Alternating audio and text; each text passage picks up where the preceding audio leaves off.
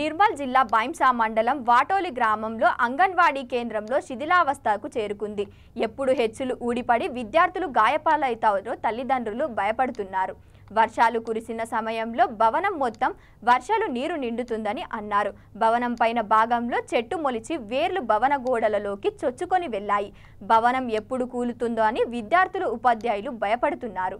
పలుమార్లు అధికారులకు విన్నవించినా ఫలితం లేదని ఉపాధ్యాయులు తెలిపారు. సంబంధిత అధికారులు స్పందించి నూతన అంగన్వాడీ కేంద్రాన్ని నిర్మించాలంటూ విద్యార్థులు, తల్లిదండ్రులు, స్థానిక టీచర్స్ కోరుతున్నారు.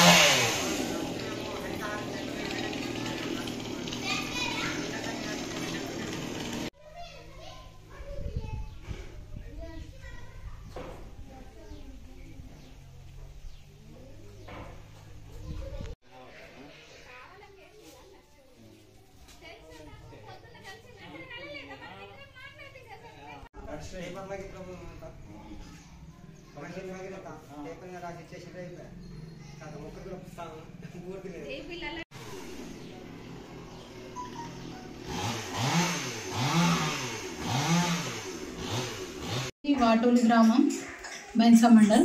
నా పేరు జే గీత, అంగన్వాడీ టీచర్ని. ఇక్కడ మాకు సెంటర్ బిల్డింగ్ లేదు, చాలా ఇబ్బందులు పడుతున్నాం.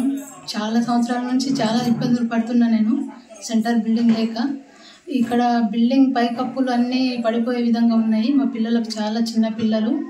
మీ పిల్లల్ని మేము ప్రతిరోజు ఇక్కడ పక్క బిల్డింగ్లో పెద్ద స్కూల్లో కూర్చోబెడుతున్నాను.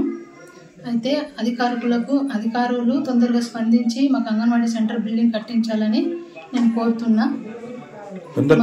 మా సెంటర్ బిల్డింగ్ గురించి ఇంతకుముందు కూడా నేను 2 సార్లు మా ఆఫీస్కి, మా ఐసిడిఎస్ ఆఫీస్లో 2 సార్లు నేను